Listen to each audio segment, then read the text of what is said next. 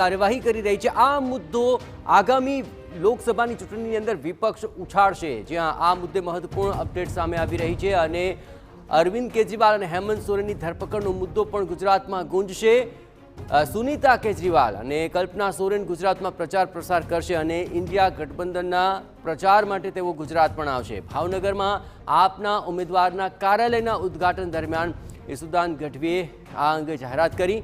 કોંગ્રેસ પ્રદેશ પ્રમુખ શક્તિસિંહ ગોહિલ પણ આ કાર્યક્રમમાં હાજર રહ્યા હતા અને હવે આગામી સમયની અંદર કઈ રીતે પ્રચારની રણનીતિથી કામ કરાશે તે અંગે વધુ વિગતે વાત કરવા જોડાઈ રહ્યા છે TV9 સંવાદદાતા અજીત ગઢવી। અજીત, આખરે આમ આદમી પાર્ટી હવે આગામી સમયમાં ચૂંટણી પ્રચાર શરૂ કરશે, આસાર શું લાગી રહ્યા છે? કયા એવા મુદ્દાઓ છે કે જે મુદ્દાઓ આ પ્રચારની અંદર તેઓ લઈને જનતા સમક્ષ જશે? અજીત, જયેશ, વાત કરવામાં આવે તો જે રીતે કોંગ્રેસ પક્ષ અને આમ આદમી પાર્ટીનું જે ગઠબંધન છે તેમાં ખાસ કરીને ભાવનગર અને ભરૂચની બે જે લોકસભાની સીટ છે તે સિવાય કોંગ્રેસની બાકીનો સીટો પર જ્યારે ગઠબંધન થઈ ગયું છે ત્યારે આજે ભાવનગરમાં જે ઉમેશ મકવાણા છે લોકસભાના ઉમેદવાર ગઠબંધનના, આપના ધારાસભ્ય, બોટાદના ધારાસભ્ય, તેમના લોકસભાના કાર્યાલયનું ઉદ્ઘાટન કરવા શક્તિસિંહ ગોહિલ અને ઈસુદાન ગઢવી આવ્યા હતા અને સૌથી મોટી વાત જે એ જાહેરાત અત્યારે થઈ છે અને ઈસુદાન પાસે TV9 સાથેની વાતચીતમાં તેણે જણાવ્યું હતું કે જે હેમંત સોરેન છે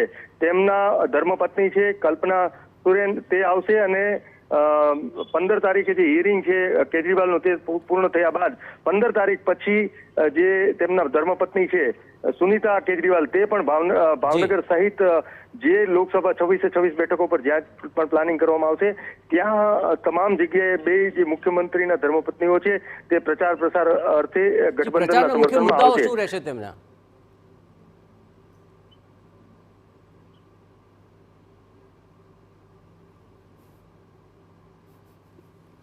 આભાર અજીત, તમામ ગતિવિધિ પર આપ નજર રાખતા રહેજો। તો પ્રચારની અંદર મહત્વપૂર્ણ જે રીતે ઈડી દ્વારા નેતાઓની ધરપકડનો મુદ્દો છે તેઓ પ્રચારની અંદર ઉછાળશે। અરવિંદ કેજરીવાલ અને હેમંત સોરેનનો મુખ્ય મુદ્દો તેમનો ગુજરાતની અંદર આગામી દિવસમાં ગુંજતો કરશે।